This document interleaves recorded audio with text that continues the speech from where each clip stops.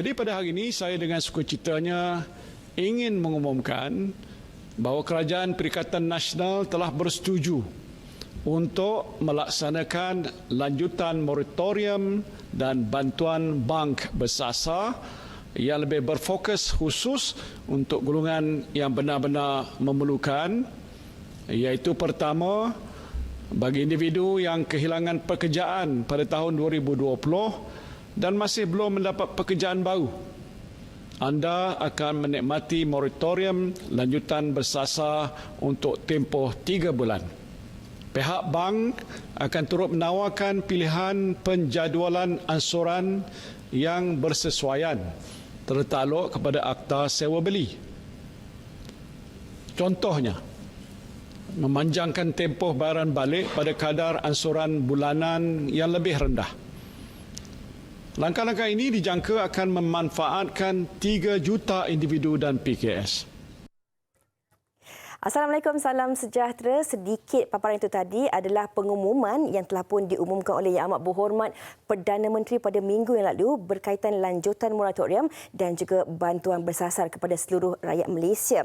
Dan kalau boleh saya ulas sedikit tentang moratorium ini yang telah pun bermula pada 1 April 2020 dan bakal berakhir pada 30 September ini dengan objektif utamanya untuk melindungi rakyat, menyokong perniagaan dan juga memperkukuh ekonomi. Tapi jika dilihat tentang lanjutan moratorium dan juga bantuan bersasar ini kepada golongan yang boleh mendapat manfaatnya, pada malam ini kami akan kongsikan topik berkaitan moratorium bersasar ini dengan 2 orang panelis kita, yang mana kita akan membicarakan tentang siapakah mereka yang bakal menerima manfaat, bagaimana pula moratorium bersasar ini juga dapat membantu mengukuhkan lagi ekonomi negara. Justru malam ini kita perkenalkan tetamu kita di studio. Di sebelah saya kita bersama dengan Dr. Afzal Nizam Abdul Rashid, Ketua Pakar Ekonomi Bank Islam. Assalamualaikum, Doktor.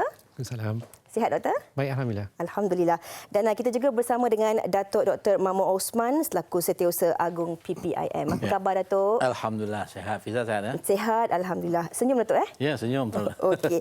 Kalau kita bercakap tentang moratorium ini, daripada April yang lalu, saya kira rata-rata rakyat Malaysia telah pun banyak mendapat manfaatnya.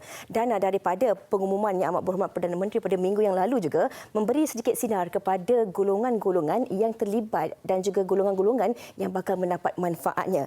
Mungkin doktor boleh kongsikan, kalau kita lihat ini antara jangkaan anggaran yang telah pun dikeluarkan oleh Bank Negara Malaysia sendiri sehingga 24 Julai 2020, nilai moratorium adalah sebanyak 62.2 bilion ringgit. Jadi, dengan adanya lanjutan moratorium dan bantuan bersasar ini, doktor, selepas ini, sejauh mana sebenarnya ia akan memberi impak kepada ekonomi negara kita?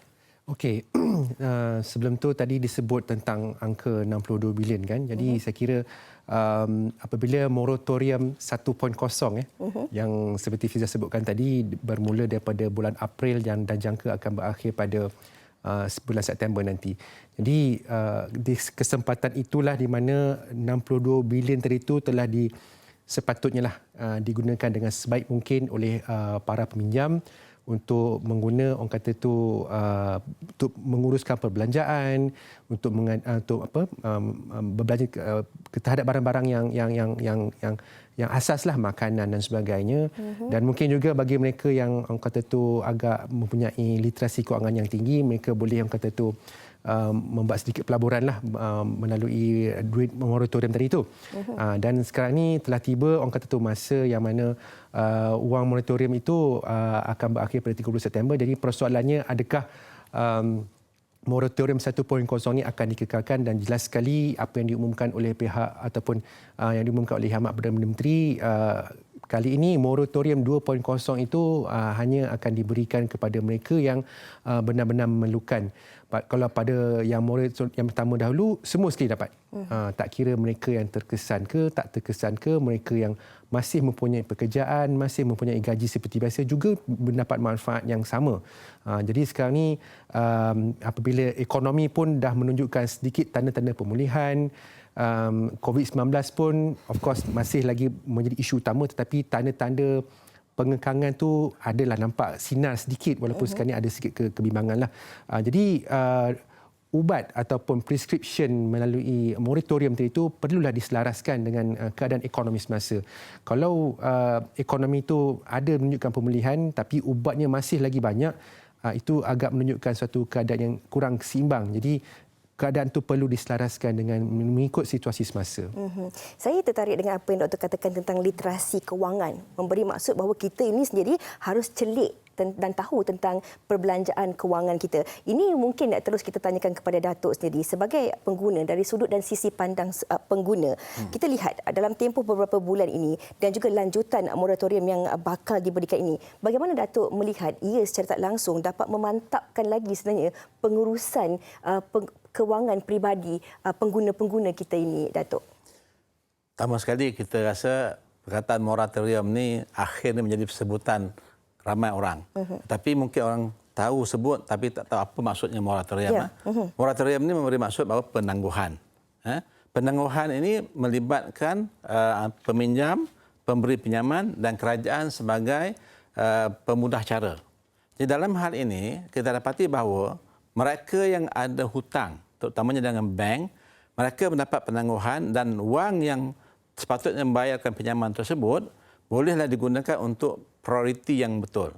Sebab itulah tadi kita pengetahuan tentang bagaimana menggunakan wang dengan betul untuk bukan saja memberikan kelebihan dan keuntungan pada diri dia sendiri, tapi bagaimana kita boleh merancangkan ekonomi supaya industri kecil boleh membangun, industri-industri yang terkesan teruk boleh juga kita bantu dengan wang yang kita adakan tadi.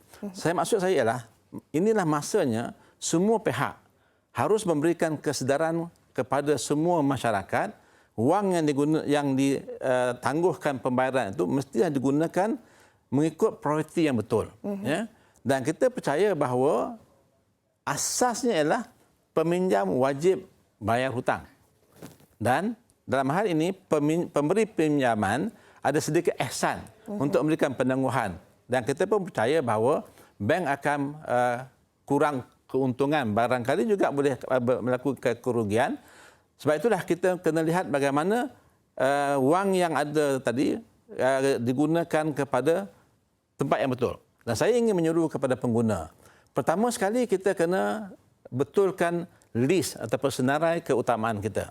Kita kena berbelanja perkara yang perlu saja. Benda-benda yang bermewah-mewah ni kita lupakan. Yang kedua, kita kena bangunkan ekonomi tempatan. Kalau kita membeli barangan tu, pastikan kita membeli barangan tempatan terdahulu. Utamakan. Tak payahlah kita nak pergi bermewah, misalnya nak minum kopi ke tempat yang kopi berjenama. Walhal kat rumah pun sedap lah. Bagi saya di rumah lebih bagus. Sebab itu saya mencadangkan dalam masa inilah kita kena tingkatkan kebolehan kita untuk memasak dan tapau ke tempat kerja. So kita akan boleh mengurangkan kesan perbelanjaan tersebut dan wang inilah kita tabungkan untuk masa depan. Walaupun kerajaan memberi kita panggil moratorium 2. Akan tetapi itu hanya sebahagian kecil saja terlibat. Yang tidak ada pendapatan langsung, kita dapati bahawa kos sara hidup meningkat. Sebab itu bagi saya, di samping bank memberikan ihsan tadi, saya juga nak merayulah kepada kerajaan. Mintalah TNB juga ada ihsan kepada pengguna-pengguna. Sebab mau tak mau kita kena pakai barangan elektrik. Tak ada masa nak percik kayu api, nak masak, tak ada lah. Ya? Dia kena tengok bagaimana ini boleh mengurangkan beban rakyat. Jadi, impak ini ekonomi kepada masyarakat ini bergantung kepada kebijaksanaan kita. Sebab itulah saya harap semua di segala peringkat kita mula mengajarkan tentang indeks kesihatan keuangan. Orang cerita tentang kesihatan diri kita, tapi kesihatan keuangan tak ada siapa pun. Kita orang Islam, dah Nabi Yusuf dah tunjukkan cara dia. Dan dalam Al-Quran dah tunjuk cara dia. Cuma kita ni baca Al-Quran tak faham makna. Dan faham makna tak amalkan pula. Misalnya dari segi walak kita kepada siapa. Jadi saya merasakan bahawa moratorium ini adalah satu daripada kaedah jangka pendek untuk menyelamatkan golongan-golongan tertentu. Kita dapati banyak sangatlah PKS yang terlibat ni, dan kerajaan juga memberi sumbangan melalui Pekeso kan, kita ada dapatlah 1,200 untuk beberapa orang pekerja kan. Ini semua untuk nak memastikan bahawa peniaga kita terus berdaya saing dan kita boleh mendapat pulangan melalui mereka membayar cukai kepada masyarakat, insya-Allah. Baiklah, ada dua yang saya pelajari hari ini, literasi kewangan dan juga indeks Kesihatan kewangan. Doktor, kalau kita bercakap tentang lanjutan moratorium dan juga bantuan bank bersasar ini, bersasar maksudnya ada sasaran kepada golongan-golongan tertentu, golongan-golongan yang terjejas. Kalau boleh mungkin kita ulas juga ataupun kongsikan kepada penonton-penonton kita yang mungkin terlepas pandang siapa antara mereka yang dibolehkan ataupun penerima manfaat daripada lanjutan moratorium ini. Okey, apabila Yang Menteri mengumumkan moratorium yang lanjutan ni, yang lebih bersasar ni, fokus grupnya adalah bagi mereka yang kehilangan pekerjaan, bagi mereka yang telah gajinya dipotong. Jadi seharusnya moratorium ni sebenarnya yang saya nampak apabila dilanjutkan lagi 3 bulan lah bagi mereka yang hilang pekerjaan. Maksudnya dengan moratorium ni dia memberi suatu masa untuk bagi mereka yang terjejas itu untuk mencari jalan keluar daripada kemelut mereka sendiri. Yalah, maksudnya hilang kerja dan sebagainya. Pihak kerajaan pula dia mengumumkan pelbagai pakej rangsangan ekonomi termasuk juga latihan-latihan untuk orang kata tu menaik taraf kemahiran yang sedia ada ni kepada yang lebih baik supaya orang kata tu dengan masa yang ada ni, masa melalui tempoh lanjutan moratorium ni, memberi mereka ruang untuk mencari pekerjaan yang lain pula.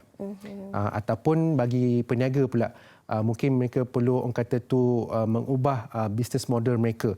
Mereka perlu menceburi industri yang berlainan pula. Saya sendiri pun bila berurusan dengan syarikat yang besar pun, mereka sendiri pun terutama syarikat berkaitan minyak dan gas, mereka pun sedang aktif untuk mencari kata tu industri yang lain, untuk mencuri industri yang lain. Jadi saya rasa moratorium ni signifikannya, kalau moratorium yang 1.0 tu dia lebih untuk bagi cash kepada sistem ekonomi dan dengan cash tadi tu, wang tunai itu akan dijana melalui perbelanjaan.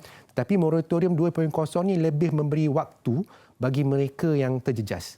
Dan waktu itu dimanfaatkan sebaik-baiknya adalah untuk mencari peluang yang baru supaya mencapai orang kata tu menemui pendapatan yang barulah. Dengan pendapatan yang baru ni diharapkan bila berakhir tempoh 3 bulan nanti pula maka bolehlah mereka melunaskan hutang-hutang yang sedia ada. Okey. Tapi ada juga dalam kalangan rakyat yang melahirkan rasa macam kurang senang ataupun kurang puas hati. Katanya kalau bersasar ini lebih kepada golongan-golongan yang terlibat dan terkesan saja.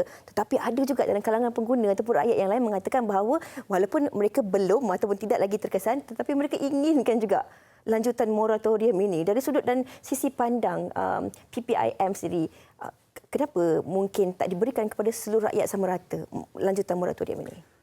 Okay, pertama sekali kita semua berasaskan kepada data yang kita ada.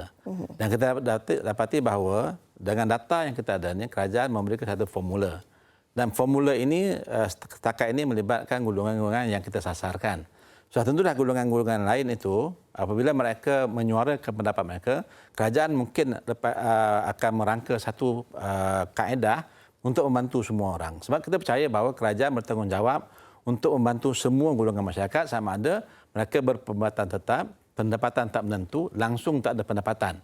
Bagaimanakah kita nak membantu supaya mereka ini boleh meneruskan kelangsungan hidup. Namun demikian, apa yang saya harapkan adalah kita mesti ada keanjalan dalam mengusahakan apa yang ada dalam diri kita sendiri dahulu. Kadang-kadang itu kita terlalu mengharapkan orang lain. Semua orang tu kena buat, orang buat. Kita tanya apa kau buat? Aku buat bodoh saja. Itu yang kita tak nak. Kita kena buat sesuatu. Sebab itulah bagi saya, kalau kita nak bagikan bantuan kepada seseorang itu, orang itu mesti ada inisiatif terdahulu. Misalnya kita bagikan bantuan kepada golongan, contohlah kata golongan nelayan. Nelayan itu mesti ada kemahiran dulu. Dia mesti ada kelestarian dia. Dia mesti ada resilient dia. Dia mesti ada kemampuan dan kepakaran untuk ke laut. Dan bila ada productivity, barulah kita berikan lagi sumbangan yang lebih besar. Ataupun kita panggil dengan cara itu, barulah kita memberikan cost efektif kepada sumbangan kita.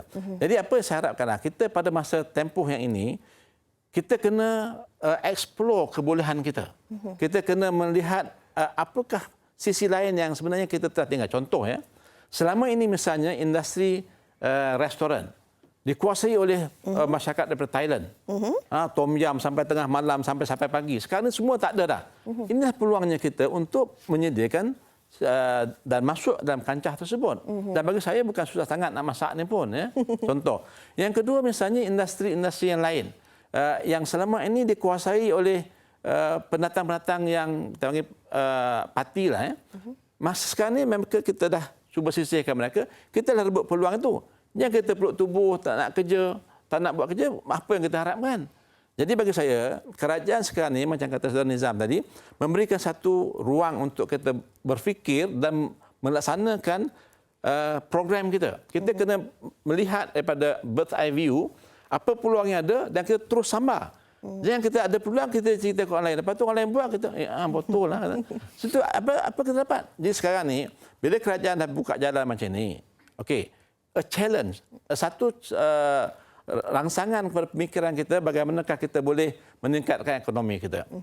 Saya cakap, kadang-kadang orang yang datang daripada tak kira lah Myanmar ke mana, mereka datang sini selai sepinggang. Sekarang ni lebih okey. Kenapa? Kita tanah ada, tak nak diusahakan. Walhal inilah masanya kita kena melihat peluang yang ada ini. Katakanlah kita sepatutnya bayar 1 bulan kata 3-4 ribu, you dapat penangguhan 6 bulan, you ada berbelas ribu. Belas ribu ni tanah kat kampung tertebiar, you boleh usahakan. Ada banyak industri pertanian yang namanya 3T. You tanam, tinggal, tuai. Okay. Nah ini perlu. Jadi bagi saya, kerajaan tidak terlepas pandang. Cuma sekarang ni kita kena proaktif. Okay. Rakyat kena proaktif, bagi tahu kerajaan, okey, kami juga perlukan bantuan daripada kerajaan.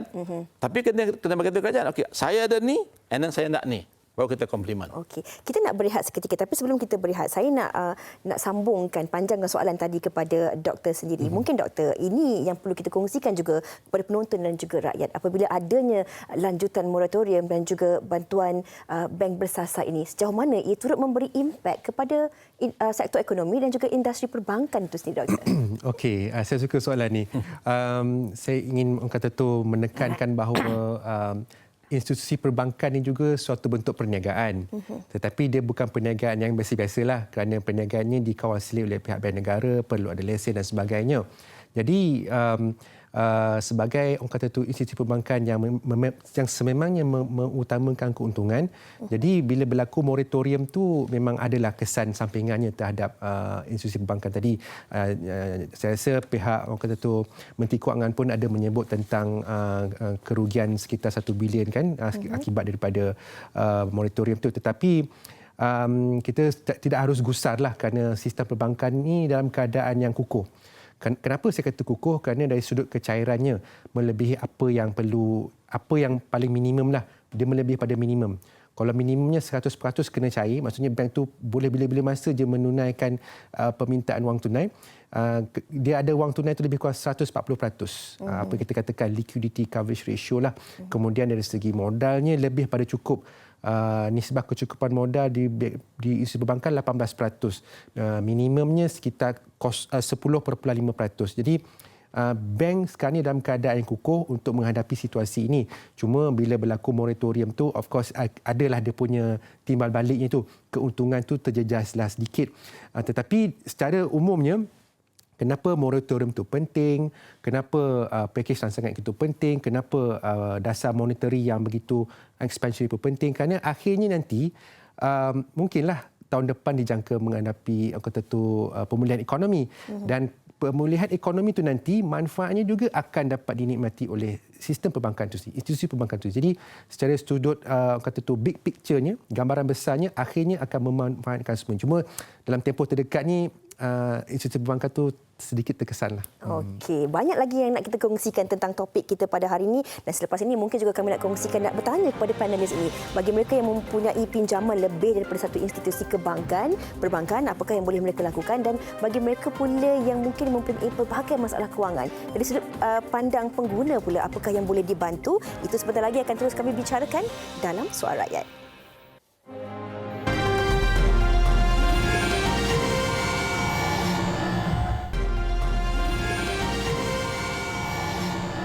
Kembali bersama kami dalam Soal Rakyat pada malam ini dan masih lagi membicarakan tentang moratorium bersasar bersama dengan Dr. Afzal Nizam Abdul Rashid selaku Ketua Pakar Ekonomi Bank Islam dan juga Datuk Dr. Makmur Osman selaku Setiausaha PPIM. Sebelum kita berehat tadi, kita dah kongsikan bahawa kita akan bertanya lebih kurang dua soalan ini. Bagi individu yang mempunyai lebih daripada satu pinjaman, Doktor, di Bank A ada pinjaman peribadi, di Bank B ada rumah pertama, di Bank C ada rumah ketiga. Bagaimana cara untuk individu ini mendapatkan moratorium? Adakah untuk semua pinjaman itu layak ataupun ada syarat-syarat tertentu?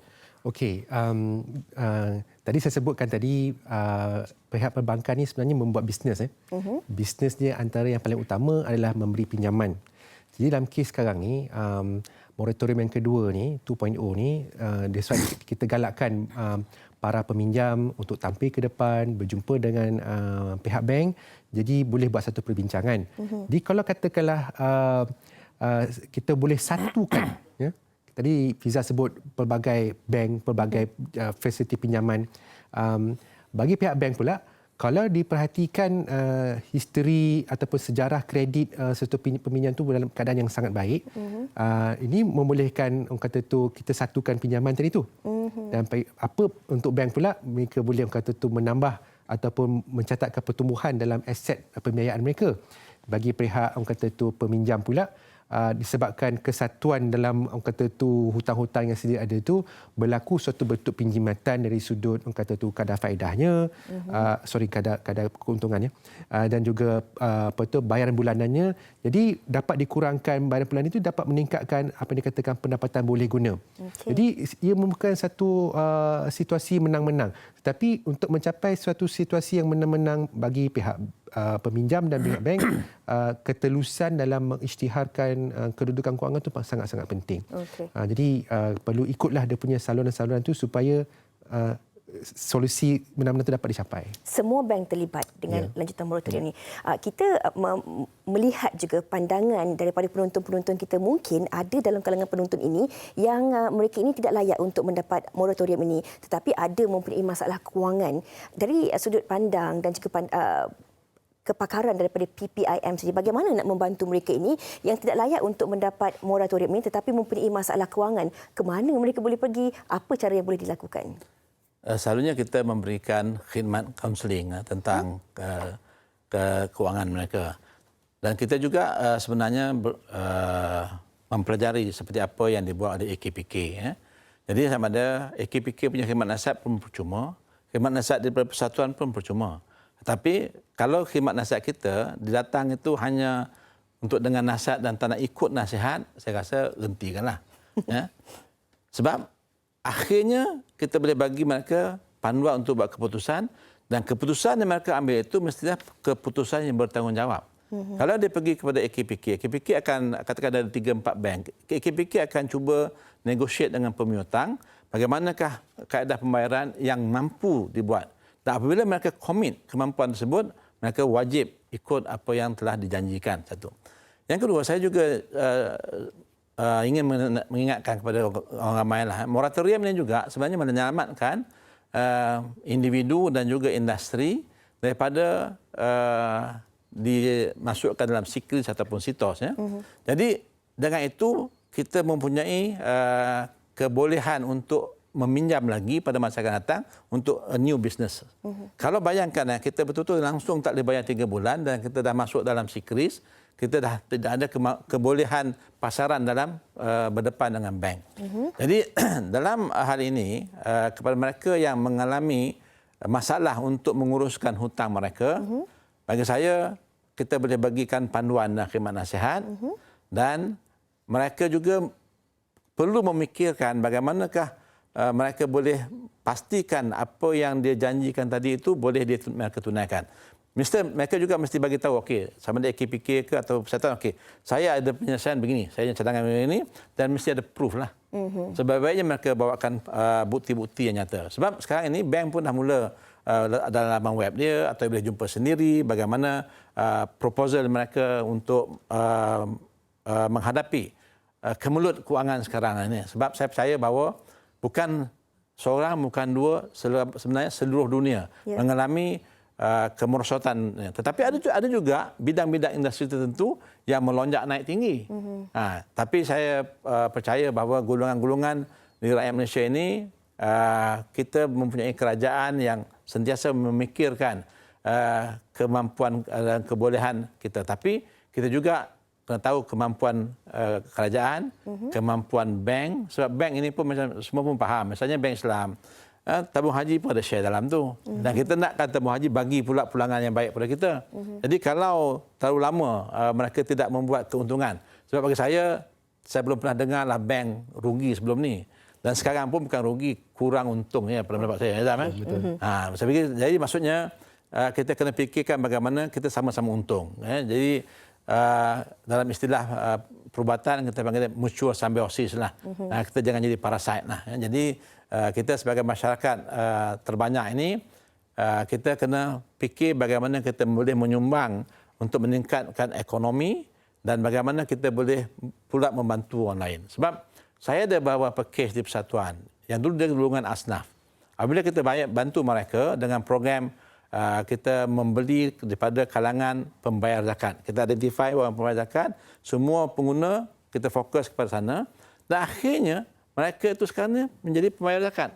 Jadi banyak yang boleh kita buat dan boleh kita pelajari. Yang penting kita ada kesatuan fikiran dan juga kesatuan program yang atau formula yang diberikan oleh kerajaan atau siapa saja dan kita kena menjadi proaktif insya-Allah. Kita harus mengambil inisiatif yang diberikan ini sebagai sesuatu yang lebih positif untuk sama-sama mendepani masalah yang sedang dialami. Kita bercakap tentang krisis ekonomi dunia sebenarnya. Ini yang berlaku bukan saja di negara kita tetapi di seluruh dunia.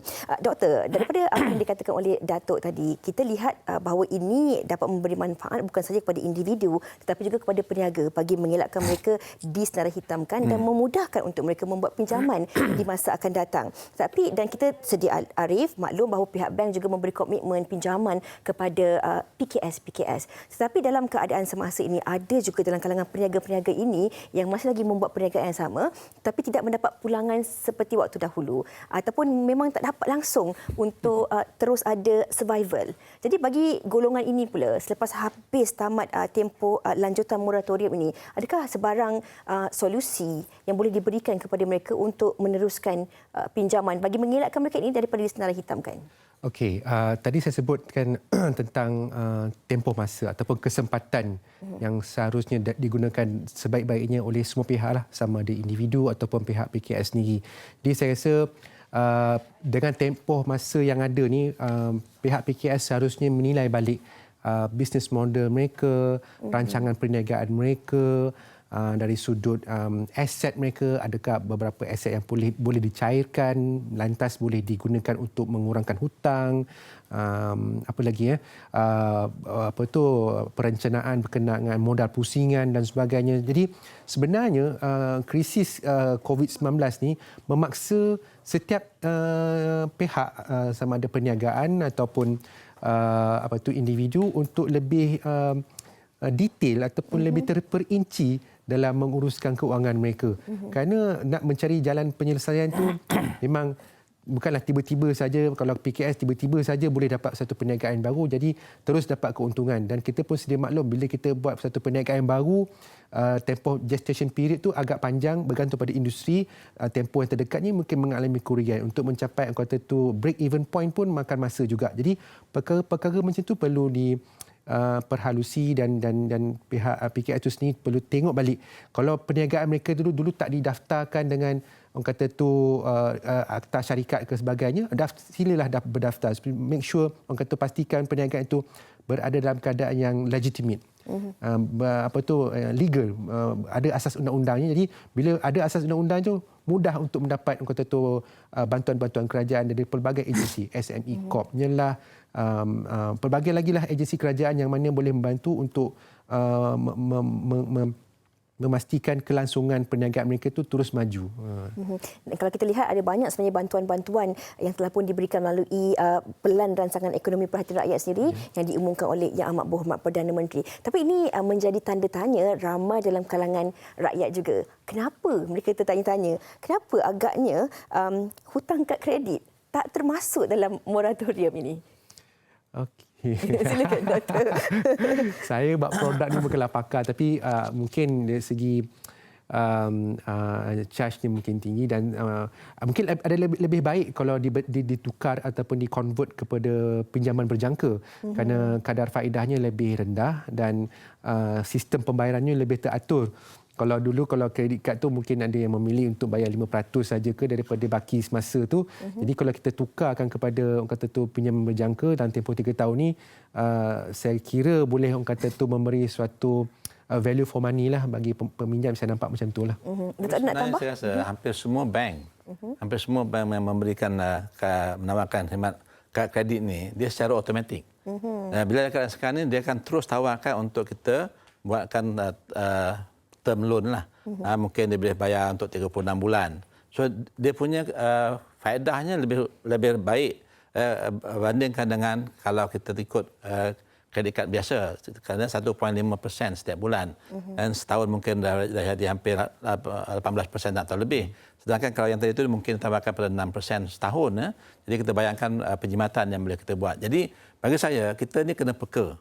Kalau bank tak offer, kita tawarkan tanya kat dia. Jadi dan kad kredit ini pun dia tidak ada cagaran. Sebab itulah saya rasa dia tak bagi moratorium tersebut. Jadi cuma saya harap kita sebagai pengguna seboleh-bolehnya jangan guna kad kredit lah. Kita pakai debit card atau debit card. Sekarang ni zaman sekarang ni kebanyakan payment semua menggunakan kad ataupun sekarang macam-macam kaedah lah cashless. Jadi kita kena celik IT, kita kena peka dengan apa yang ditawarkan dan kita tak boleh tunggu kita yang pipih datang melayang, yang bulat datang bergolek. Jadi dalam isu sekarang ini, moratorium ini adalah satu jangka yang diberikan untuk kita relook into kita punya financial system, liability kita, fokus kepada keuntungan dan sebagainya. Cuma macam saya katakan tadi bahawa ini golongan-golongan yang ada pendapatan. Yang kita risau sekarang ni golongan yang langsung tidak ada pendapatan. Jadi sebab itulah kita kena cepat-cepat membangunkan ekonomi kita supaya ekonomi boleh pulih. Kerajaan boleh memberikan pelbagai-bagai bentuk bantuan yang lebih pada golongan-golongan yang memang tidak ada pendapatan langsung. Jadi kalau kita lihat inilah masanya untuk kita orang yang have ni bantulah golongan tersebut. Inilah peranan NGO ataupun individu yang prihatin lah. Jangan harapkan kerajaan sajalah. Apa yang Datuk katakan tadi tentang relook ataupun lihat kembali itu juga bukan saja melihat diri kita sendiri, tapi bagaimana untuk kita mengetahui tentang literasi kewangan. Mungkin Datuk, kalau kita lihat dalam tempoh lanjutan moratorium yang diberikan ini juga membuka satu paradigma yang baru kepada mereka yang kehilangan kerja ataupun bagi individu yang terlibat dengan pemotongan gaji dan sebagainya. Bagaimana untuk mereka merancang semula kedudukan kewangan mereka di tempat yang betul ataupun mengubah cara hidup kita. Ini yang kita nak kongsikan kepada penonton-penonton kita, soal rakyat pada malam ini, untuk kita kongsikan bersama-sama apakah sebenarnya yang harus kita lakukan dalam tempoh yang diberikan ini untuk kita merancang sebaik mungkin dan juga membuat persediaan jika bakal berlakunya perkara-perkara di masa akan datang. Datuk. Contohnya, inilah kita panggil kebijaksanaan kita merancang. Contohnya, kalau dulu kita berbelanja barang dapur katalah RM500 untuk seluruh keluarga kita. Sekarang oleh kerana pendapatan kita telah menurun, so kita boleh kena turunkan juga kita panggil belanja dapur tersebut tanpa menjejaskan keperluan makanan kita. Maksud saya, ada perkara-perkara yang mungkin kita boleh kurangkan. Ataupun kita beli barangan-barangan yang kalau dulu agak mahal harganya, sekarang kita ada pilihan lain. Yang dia ada banyak pilihan sebenarnya barang-barang. Sebenarnya bergantungkan kepada selagi kita tidak compromise dengan quality and safety. Contohlah, kalau dulu kita gula, kita boleh tak gunakan gula.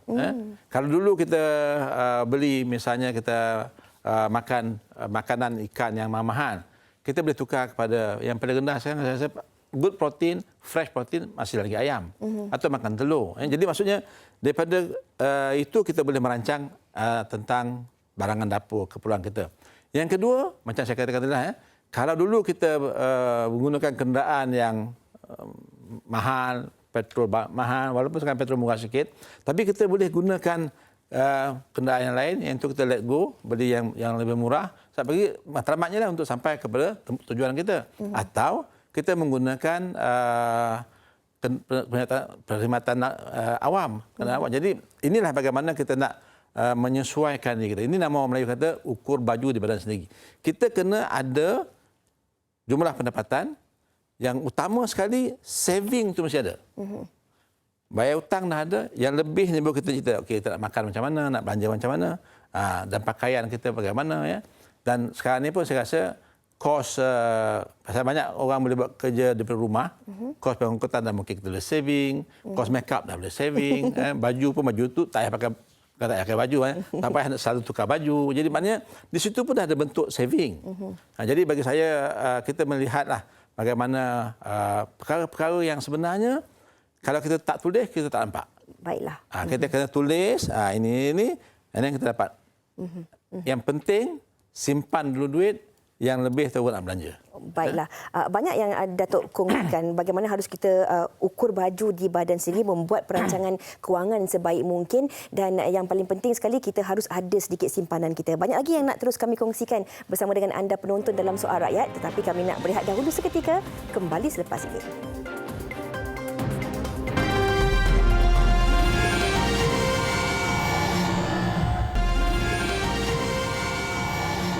Terima kasih kerana terus setia bersama kami dalam Soal Rakyat pada malam ini. Sebelum kita berehat tadi, Datuk ada kongsikan tentang perlunya juga ada simpanan. Tapi soalan ini saya nak terus sambung kepada doktor sendiri. Kalau kita bercakap tentang simpanan, tapi perlu juga ada aliran tunai. Simpanan yang bagaimanakah sebenarnya yang perlu kita ada dalam keadaan ekonomi ketika ini, doktor? Okey, tadi Datuk sebut simpanan kan. Tapi kalau simpan bawah bantal pun kurang tepat Datuk. Ada simpan bawah bantal? Boleh simpan bawah bantal, tapi kita kena ingat faktor inflasi. Saya ni ahli ekonomi, kena tengok data kan. Ya.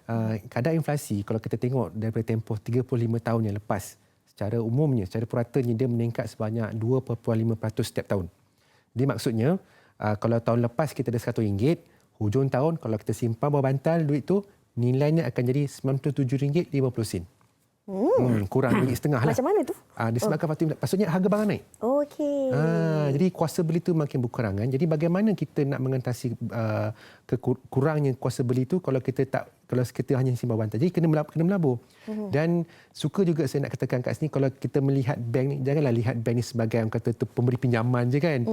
Bank ni juga sebagai satu sumber yang memberi perkhidmatan dari sudut orang kata tu pengurusan kekayaan, wealth management. Jadi di Bank Silam sendiri pun anak syarikat kami BNB Investment pun kata menjalankan perniagaan dalam wealth management dan sebagainya. Jadi simpanan tadi itu bolehlah disimpankan kepada beberapa instrumen pelaburan yang sesuai dengan tahap risiko yang boleh orang kata tolerate lah. Kalau rasa tak berani nak ambil risiko banyak, okey, simpanlah dalam fixed deposit. Tapi kalau fixed deposit sekarang ni dia punya kadar pulangan tu rendah. Kan bila tengok OPR pun dah paras terendah dalam history. Jadi kadar faedah di dalam kadar keuntungan dalam deposit juga rendah. Jadi perlu ada satu bentuk alokasi asset allocation. Maksudnya simpan dalam deposit sikit, simpan dalam unit trust sikit. Mungkin kalau sekarang ni harga rumah pun agak kompetitif, mungkin boleh menabur dalam orang kata tu sektor hartanah dan sebagainya. Jadi maksudnya duit yang ada tu perlu disimpan dan dilaburkan. Dan pelaburan pula tadi Fiza menyebutkan aliran tunai. Kalau duit yang kita ada tu simpan everything atau beli rumah, 2-3 biji rumah, itu aja. Tapi bagaimana pula keperluan aliran tunai? Kalau tiba-tiba kita nak pakai duit, kalau kita jual rumah kita, ia memakan masa untuk dapat cash, mungkin sampai setahun. Jadi kalau dia kena ada satu keseimbangan apabila kita melabur. Dan itu dari konsep alokasi aset tu perlu ditekankan. Jadi simpanan tu dah betul, tetapi perlu kita laburkan. Tapi labur pula kita kena ambil kira risiko dan pulangan dan juga tahap kecairan. Baiklah, kiranya semua institusi perbankan di negara ini ada macam-macam pelaburan yang boleh juga membantu rakyat menjana semula kewangan mereka. Datuk, kita tak nak ketepikan bagi mereka yang mungkin tidak berpendapatan tetap. Ada dalam kalangan penonton-penonton kita ini yang meneruskan kelangsungan hidup menerusi gaji harian.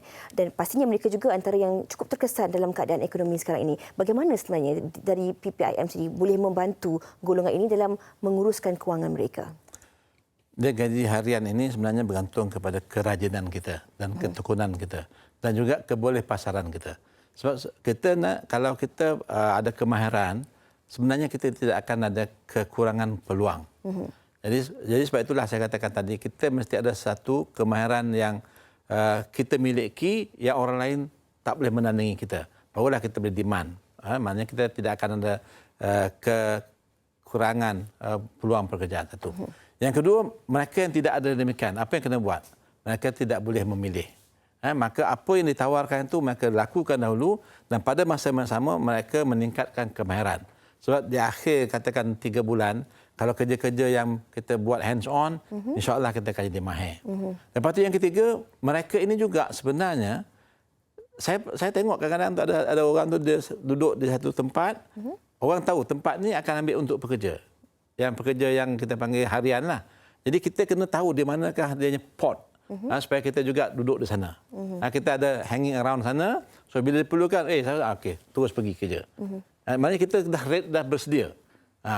Yang keempat, orang yang macam ni dia kena juga melihat, menawarkan diri dia melalui sekarang zaman IT ni kan, dalam Facebook ke Instagram ke okey, saya ada kamera ni, siapa nak tawarkan saya kerja. Kita kena kreatif macam tu. Jangan kita tunggu siapa nak panggil saya kerja, siapa nak ambil saya kerja. Kita kena fikir yang demikian. Jadi bagi saya lihatlah di kampung pun kita tengok budak-budak Myanmar tu dia berbasikal, ada mesin potong rumput. Satu kawasan sebesar ni saya rasa RM50. Sehari dapat RM50 cukuplah makan untuk satu keluarga kecil. Jadi maksudnya itu tak perlukan apa-apa modal. Mesin potong rumput, okey, satu cara. Yang kedua, dia buat pemracun. Tengok sama-sama, cik nak racun tak nak? Dia racun. Satu tuang racun katakan upah RM10. Satu hari dapat meracun 5 dan RM50. Maksudnya banyak benda yang boleh buat. Tapi kita yang asasnya lah kita kena mempunyai kemahiran yang boleh kita tawarkan kepada orang lain. Itu. Yang kedua, kita jangan kena teballah muka sikit. Jangan kata malu nak tanya. Habis tu budak-budak tu boleh. Ya. Saya selalu perhatikan. Saya duduk di Ampang. Dia dah nak basikal lah. Pernah satu budak tu 14 tahun lalu dia nak basikal. Sekarang ni dia okey, ada 100 pekerja bawah dia. Baiklah. Datuk, itu tentang mereka yang bergaji hari dan apa yang Datuk katakan tadi, bagaimana sebenarnya kita menggunakan ruang dan juga peluang yang ada ini untuk mempromosikan ataupun menjual kemahiran diri. Betul. Dari sudut kemahiran TVET itu sendiri. Tapi tidak juga kita ketepikan bagi rakan-rakan kita. Kalau kita lihat beberapa minggu saja lagi tempoh PKPP ini akan berakhir. Namun ada masih lagi industri-industri tertentu yang masih lagi terkesan, contohnya seperti industri pelancongan, penerbangan, umrah dan banyak lagi. Bagaimana kita nak melihat dalam sama-sama kita membantu rakan-rakan kita yang terkesan ini, Datuk? Memang ini memang saya pun selalu memikirkan ramai kawan kita yang buat kita panggil apa tu industri hospitality inilah Dan memang yang paling terkesan adalah untuk outbound tetapi inbound domestik punya masih ada. Jadi inilah masanya juga kita untuk bagi mereka-mereka yang berkemampuan memanjakan sedikit diri dia. Sebab saya dapati banyak sangat tawaran-tawaran yang murah yang kita tak percaya. Sama ada hotel, industri perhotelan ataupun industri pelancongan domestik. Dan saya rasa mungkin kita kena untuk mereka yang berkemampuan kita janganlah selama ini kita asyik travel luar negara. Inilah masanya jumlah yang sama yang you dah simpan untuk katalah you dah package untuk keluarga you keluar negara katakan 100,000 untuk tahun ini, 100,000 tu please belanja untuk industri pelancongan tempatan. Sebab bagi saya ialah kita kena fikirkan juga peluang-peluang pekerjaan kepada golongan tersebut. Mereka telah terbiasa dengan industri tersebut, agak sukar dalam tempoh 3 bulan atau 6 bulan untuk mereka menukar kemahiran mereka. Jadi kita kena bantu mereka sebab saya percaya sekarang ini banyak telah mereka downsize, kita panggil operasi mereka, dan ada juga beberapa hotel yang mungkin akan tutup. Dan bagi saya inilah peluang untuk kita sebagai orang yang berkemampuan tadi. Memang selalunya orang macam tu, orang yang dah berkemampuan ni dia memang plan. Tahun ni saya nak belanja sekian banyak untuk keluarga saya pergi keluar negara. Wang itu memang dah put aside. Please gunakan untuk industri kita panggil ni pelancongan domestik. Lepas tu yang kedua yang macam saya kata yang terkesan ialah mungkin restoran kecil-kecil. Masa inilah kita kena lihat bagaimana mungkin kita ada duit kita beli sedekahkan kepada orang. Sebab bukan untuk kita nak makan, kita pun mungkin tak boleh makan banyak. Ya. Jadi, maksudnya ada banyak kaedah-kaedah untuk mereka yang berkemampuan. Masa inilah kita bantu untuk mereka itu hidup dan bernafas. Mudah-mudahan lepas hujung tahun ini mereka kembali boleh berlari sepantas sebelumnya. Baiklah. Doktor, menerusi pembacaan, ada yang mengatakan bahawa hanya tahun depan nanti dilihat bahawa ekonomi bakal kembali stabil ataupun kembali pulih, dan tahun ini kita lihat banyak mungkin perkara-perkara yang berlaku bukan sahaja di negara kita, tetapi kita harus akur ia berlaku di tingkat global. Dari segi lanjutan moratorium ini, selepas tamat tempoh 30 September nanti, ia akan dilanjutkan secara bersasar sehingga Disember. Adakah kemungkinan ia juga boleh dilanjutkan sehingga tempoh setahun ataupun 2 tahun akan datang, dan apa kesannya terhadap ekonomi jika berlaku? Okey, itu pentingnya apabila peminjam yang terkesan akibat daripada COVID-19 ni untuk tampil ke depan dan bersikap telus dengan pihak bank, kerana apabila ketelusan tu dapat dipastikan, jadi senang orang kata tu nak mencapai suatu bentuk penyelesaian bagaimana nak kita selesaikan masalah ini. Tapi kalau berdiam diri, itu satu strategi yang susahlah saya nak cakap, kerana lepas tu pihak bank pun ada SOP dia jugalah. Kalau hutang tu tak bayar, dah mula nak call dan sebagainya. Jadi itu menimbulkan satu suasana yang kurang senang lah. Jadi saya rasa, yalah, kita pun tak pasti bila COVID-19 ni akan berakhir. Tetapi apa yang kita dengar sekarang ni dari segi vaksin seumpamanya telah pun orang kata mencapai ke satu tahap yang agak stage ataupun tahap yang agak advance. Agak lanjut juga advance-nya di stage itu. Contohnya syarikat yang kerap diperkatakan syarikat Moderna di Amerika Syarikat telah pun yang mana dia punya penyelidikan vaksin COVID-19 itu telah pun diterbitkan di dalam New England Journal of Medicine. Maksudnya kajian itu dah peringkat advance, cuma ialah perlu menjalani beberapa ujian-ujian lagi untuk memastikan vaksin tersebut dapat orang kata tu menghasilkan satu antibody. Itu yang saya baca lah. Saya pun bukan orang kata tu pengamal perubatan. Tapi bila saya tengok dia punya secara orang kata tu conclusion daripada jurnal tadi tu, nampak gayanya ada satu prospek yang agak baik yang mana vaksin dapat dihasilkan. Dan bukan saja syarikat Moderna, banyak lagi syarikat seperti Pfizer, Johnson & Johnson. Jadi usaha untuk mengadakan vaksin ni saya rasa satu usaha yang berterusan. Jadi kalau kita nak kata bila ekonomi nak pulih, memang kalau kita nak terus-terusan berasa pesimistik, rasa macam nak kiamat dunia ni. Jadi satu pandangan yang agak pesimistik itu tak mendatangkan satu hasil yang baiklah. Jadi saya rasa cukuplah orang kata tu, satu kita tengok orang kata tu perkembangan vaksin, dan kemudian kita tengok langkah kerajaan yang begitu proaktif. Kalaulah kata vaksin tu tak dapat dijumpa dan sebagainya, saya percaya dengan sikap yang telus tadi tu seharusnya membantu bagi peminjam yang terkesan tadi itu untuk mungkinlah sentiasa orang kata mengalami pembiayaan sumur yang berterusan lah, sehingga mereka betul-betul berada di tahap yang lebih baik lagi. Baiklah, kita dah sampai di penghujung rancangan kita pada malam ini. Secara ringkasnya mungkin daripada Datuk, bagaimana kita nak kongsikan kepada penonton-penonton kita, kepada rakyat kita, bagaimana untuk menilai semula kewangan dalam mendepani krisis ekonomi ini, dan apakah yang harus dilakukan oleh semua pihak bermula dari sekarang untuk merancang kewangan. Sebenarnya kita saja yang tahu kemampuan kita yang sebenarlah, mengenai realiti. Jadi bagi saya harapkan supaya kita ini menerima kenyataan bahawa sekarang ini semua orang terkesan akibat daripada COVID-19. Namun COVID-19 adalah satu daripada dugaan daripada Allah Subhanahu Wa Taala, dan sudah tentulah kita mesti meningkatkan keyakinan kita bahawa Allah itu sayang kepada kita. InsyaAllah. Bila tanda Allah sayang kepada kita ialah kita kena lihat dalam diri kita. Bagaimanakah kita boleh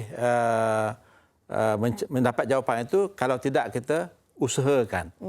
Kita lihat dalam Al-Quran banyak dalam surah Al-Baqarah 152, 155, bagaimana Allah mengatakan bahawa akan diberikan dugaan kepada kita tentang kesempitan, ketakutan dan juga kehilangan harta benda dan anak. Sekarang ini mungkin ada telah mendepani tersebut, dan Tuhan kata kalau kamu bersabar, aku pasti akan membantu kamu. Jadi dalam hal ini kita kena bersabar. Bersabar maknanya bukan duduk diam. Bersabar bermakna kita mengusahakan bersungguh-sungguh dan kita bertawakal kepada Allah Subhanahu Wa Taala. Baiklah. Jadi keyword dia usaha bersungguh-sungguh. Baiklah. Kalau ada sikit secara ringkas daripada doktor. Saya rasa apa yang Datuk cakap tu memang tepat sekali. Saya rasa kita kena sentiasa positif. Dan kita bukan, negara Malaysia ni bukan pertama kali mengalami kemelisitan ekonomi. Kita dah rasa pada tahun 2009, 1998, tahun 1985. Kalau kita perhatikan ya, setiap 10 tahun tu ada satu recession. Jadi situ pun saya rasa dah bagi satu clue untuk kita rancang keuangan kita pada akan datang. Dan surah Yusuf saya rasa sangat popular dalam hal ini. Ayat 47, 48, 49 dengan jelas menunjukkan kitaran ekonomi. Jadi kita perlu caknalah dengan situasi. InsyaAllah. Saya kira satu rumusan yang cukup padat dan lengkap daripada Datuk dan juga Doktor. Sebagai rakyat kita harus sentiasa secara dasarnya sentiasa bersedia dan mengambil langkah bijak dalam menguruskan kewangan kita, insyaAllah. Sekali lagi, terima kasih Dr. Afzal Nizam Abdul Rashid, Ketua Pakar Ekonomi Bank Islam, dan juga Datuk Dr. Makmur Osman selaku Setiausaha Agung PPIM yang sudi berkongsi tentang topik kita pada malam ini, iaitu moratorium bersasar. InsyaAllah yang baik itu kita jadikan tauladan, yang buruk itu kita jadikan sepadan. Semoga banyak manfaatnya untuk sama-sama kita praktikkan dalam kehidupan seharian kita. InsyaAllah jumpa lagi. Assalamualaikum. Assalamualaikum.